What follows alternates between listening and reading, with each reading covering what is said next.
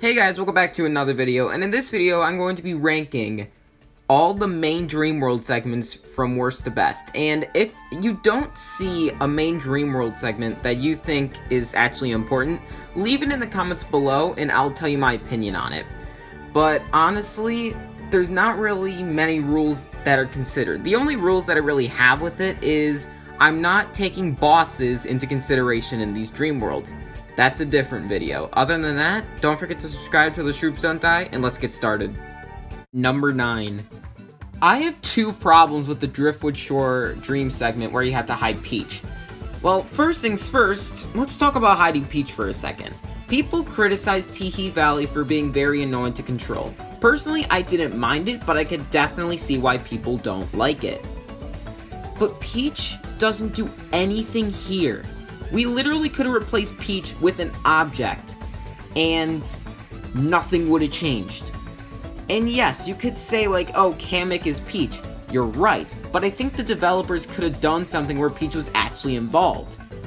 But Peach just being here doesn't add anything to the Dream World, which is just disappointing. She could have actually done something, but no. But my second problem, which is way worse, because Peach doesn't do anything, this place is so boring and barren.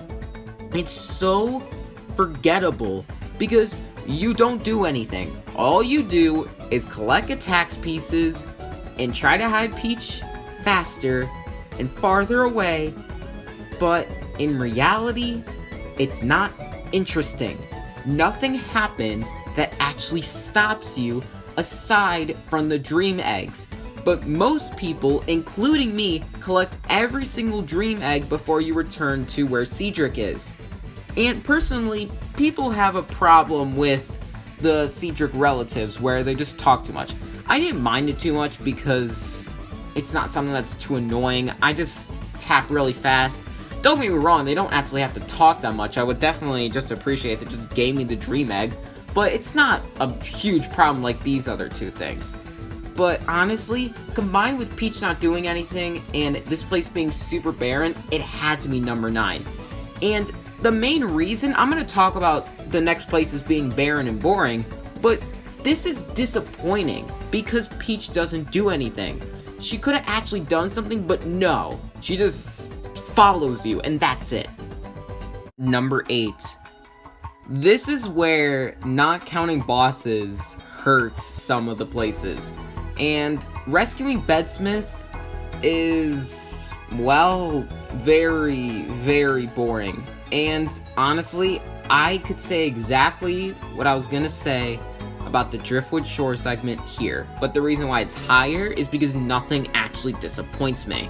I didn't really have high expectations going into this place. But for Driftwood Shore, when I saw Peach, I was like, okay, we might actually do something here. But for Wakeport, rescuing Bedsmith, nothing here interests me. Nothing really disappointed me, so that's why it's number 8. Number 7. So, the Mount Pajama Dream segment is weird because it's actually interesting to talk about. First things first, I don't like ice levels. Most of the time they're very annoying because you keep slipping around and your platform jumping is not precise. So, I'm very glad that the developers actually gave us an option to have it either be an ice level or just have a normal sunny day, which is very nice because obviously it makes it easier to just jump around. Now, yes, sometimes you have to have it as an ice level, and I didn't actually hate it as much because it was so few and far between that I didn't actually mind it. But here's the thing about this place. I don't really care for the dream segment itself. What I do care about is the dream segment. The thing that actually sticks out to me the most about this dream segment is not the dream segment itself, it's what happens before it. And I'm talking about the dream beats. I really like the dream beats cutscene because first off, I actually like how the dream beats sound.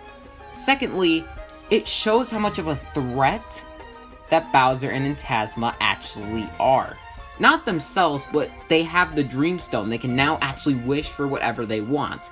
But to do that, they have to put everyone to sleep and actually get all their dream auras, I guess, into the Dreamstone to actually wish for stuff. And once they do that, you're scared. Especially because Mario and Luigi start falling asleep. As well as right when Mario and Dreambird go into the dream segment, the dream portal closes. And that makes it definitely threatening, which is actually pretty nice. This place has a couple more pros and a couple more cons, but in reality, they cancel each other out to make this place just fine to me. Which, obviously, is not a bad thing, because it's not disappointing that it's fine. It's better than I thought it would be because it is an ice level. It's actually one of the better ice levels in Mario and Luigi. Number 6. The more I talk about these lower dream segments, I realize that these 4 are really close, but I think that the best out of these 4, number 6, is the Somnom Woods dream segment. And the reason why is not just because of the atmosphere and the music, but obviously it does help a lot. But let's be real here. Like the bottom 4, I don't care about this place at all. It's just there. It's not very unique to me. But I think out of the 4 that are at the bottom, this is the most unique. And the only reason for that is the tree. And it's huge. It's just a huge tree that has different levels. And I like that. It gives it a little bit more uniqueness that this place absolutely needed. I also like that this place is enormous. It's huge. But it doesn't have like a ton of rooms. It's just that the rooms that it has are just big as heck. They're so big, and it's not even confusing, which is actually pretty nice. So it absolutely adds to the place without making it harder, which obviously is really nice. But again, I don't care about this place. I think out of these 4, I like it the most because of the tree and the atmosphere with the music. But other than that, this place is just boring. It's meh. Again, like these bottom 4. Number 5. People were mad at me for putting Blimport higher than some areas in the area ranking. Well, people are 100% going to be mad at me for placing the first dream world you go into the game higher than almost half of these areas. But I have a reason. First things first, I want to say that this takes both the first time you go into this place and when you have to go and find out about the ulti bed. I count those as one dream segment, and the reason why I do that is because you go and use the exact same dream point, and that's why I consider it one area. And since I consider it one area, it's actually a decent place. First things first, you go into Dreams Deep. Dreams Deep is one of my favorite areas in the dream world, and you'll see that a bit later. But let's talk about the first segment first, because that's why people would probably be mad at me. There's tutorials in here, don't get me wrong, but they're not awful. They're not really annoying like they are in Partners in Time, but they're not great. I will consider that. The thing that I do like about the first segment is that you are constantly chasing Peach that is being taken away by this purple dust cloud that you don't know is in Tasma until you go into Mushrise Park. And it's pretty nice. I like that there's that tension of Peach getting taken away. I like when Tasma goes into Dream Deep and you can't actually get her. Well, then Dreambird's, I guess, aura talks to you and you need to get the Nightmare Chunk. I really like that first segment. It's not amazing, but when you pair it to the next segment, I actually think that they're pretty close in quality. First things first, Dreams Deep. I really like Dreams Deep because it has some great music, as well as it's so mysterious and so creepy because, well, I think it's more effective when you see it in Mushrise Park, which you'll definitely know in the Mushrise Park segment. But it's still pretty cool just seeing how just creepy Dreams Deep actually is when you're using the ball ability. And might I mention that I really like the ball ability because, well, I think you guys know how much I like the Bros Ball from Partners in Time. And each game has a Bros Ball in it. And to me, the Luiginary Ball is just that. And I love it for that. But honestly, this place isn't amazing. I think that this place could have been better, and I just think that the next 4 places just have more going for it. Number 4. So, I was talking about Dreams Deep in the last segment. Yeah, 100% the highlight of L Dream's Pillow is easily Dreams Deep. And it's because you get to see what Luigi is constantly thinking. And it's really creepy and sad when you really think about it. And don't just think that I like this place because of Dreams Deep. Obviously, it's really good, but I really like the mechanic with the pumps where you have to... Well, there's this one room where there's just a ton of pipes, and you have to use the blowing, or I guess sneezing, to turn the pipes around, and then it connects water to actually spray and grow the flowers to catch the bunny. And I will say I don't really like the bunny. He's kind of just annoying and a little bit insulting, but he's not really something that actually takes away from this place, so that's a good thing. And I like that they actually do something that relates to the overworld, which obviously it uses the exact same pump. It doesn't have the slot, but it uses the same pump, as well as it uses the same Z-Keeper that spread out all the water. And I really like that. It uses some stuff from the real world that happens in the dream world, which makes sense, and I really like that. As well as the enemies are decent, I kind of like them. Boss Brickle is actually better in the dream world, in my opinion, than he is in the real world, because in the dream world, he's much more weird and quirky, just trying to get that one bunny. Where in the overworld, I just think that he's fine. He doesn't really do anything that's actually crazy, unlike in the dream world. But in the dream world, he literally has a ton of carrots. He tries to lure the bunny with the carrots, and once you actually chase off the bunny to get the nightmare chunk, he literally comes up dressed as a carrot. This is the first place I find really good, and these next 3 I'm also going to find really good. I enjoy the rest of these places a ton, and it's why I genuinely do like the dream world. Number 3. Number 3 is the Dozing Sands dream segment, and this is only counting when you're rescuing the Dreamstone spirit, I guess. Well, all you're really doing is just waking him up, and you're bothering him, which, personally to me, is the best thing that this place has. The Dreamstone spirit is just a great character, and you just keep bothering him by learning these abilities. And I do like the abilities that you learn, as well as the enemies. I like the giant battle, even though we're not taking it into consideration. I do like the first time you see the giant battle, which is what I am taking into consideration. And honestly, I really like this place, but I don't really know why. I don't really find something that really sticks out to me that makes this place really fun. But when I was ranking these, I always thought that Dozing Sands is above Mushrise Park. And I don't know why. I really hope I find out why, because I really want to. But I always wanted to be in this place over Mushrise Park. And obviously over the rest of these areas that we talked about already. I really want to find out why, but right now, I just don't know. Number 2. Bowser's Dream is so underappreciated.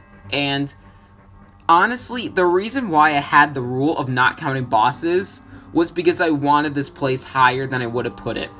Because obviously Giant Bowser would have been taken into consideration, and that would have made it rank really low. But not counting Giant Bowser, this place is amazing. And that basically is just because of the music and the atmosphere. First off, let's talk about the music. The music in this place is in my top 3 favorite tracks from Dream Team. And it's really weird to say that because I completely forgot about this track when I was replaying Dream Team.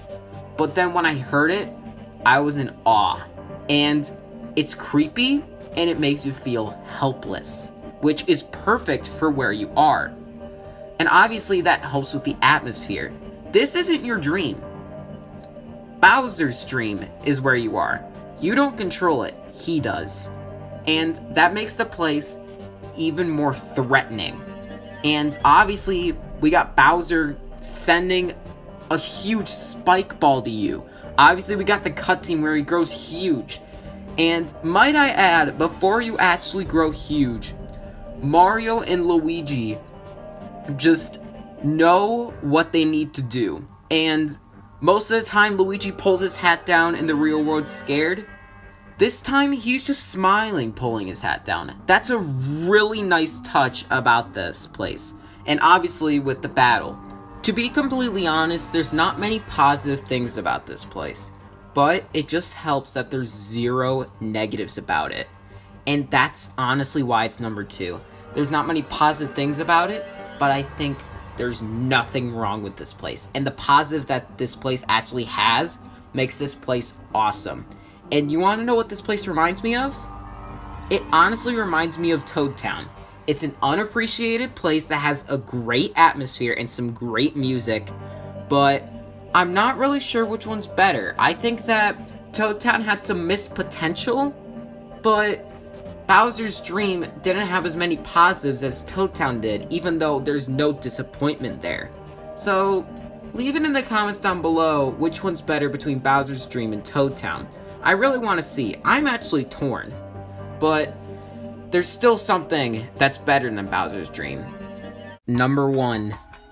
Here's the thing about this place. I knew it was going to be number 1. Even though Bowser's Dream is so underrated and underappreciated, I knew this was going to be number 1. There was no doubt that this was not going to be beat. And the thing about the big massive hunt in the Dream World is that it has such a good concept. First things first, you have to go to each, I guess, hoorah and defeat them. And there's a bit of a battle condition that you have to follow or he just gets completely healed. First things first, I don't take the battles into consideration, so that's not what I'm talking about here. But what I will take into consideration is the concept of this. This reminds me of Glitzville. And if you don't remember, Glitzville is my favorite chapter in the Thousand Year Door, like most people. And the reason why is because of these battles. And even the concept of them are amazing. And don't think that, again, these battles are the reason why this place is number 1. I really like the announcer guy. He had such a minor role in the real world. But in the Dream World, he's actually the person that you're looking for. He's big, massive, in a disguise, which is creative. It's very creative, and it's just formed. This Dream World is formed in just such a creative and awesome way that I had to put it at number 1. And just remember, these battles are not taken into consideration, and I still think this place is number 1. There's still some really good concepts aside from it. We got using the bombs that are getting dropped from the ceiling to blow up some rocks and boulders that you can't actually get past. That's a really cool concept. We got the slow falling, where you are trying to collect all the red coins. There's just some great stuff in this Dream World, and it easily had to be number 1. There's no negatives about this place for me. I like everything about it, and that's the thing about this place. Kind of like Bowser's Dream, there's no negatives at this place, but there's so many positive about it that I had to put it at number 1. Thank you guys for watching this video. My next video will be about something, I'm not sure. Make sure to suggest ideas in the comments down below, because I give you a shout out if you actually suggest the idea. And this video was suggested by Cool Mario Bros, so thank you for suggesting this idea. But other than that, don't forget to subscribe so the Shroops don't die, and I'll catch you guys in the next video.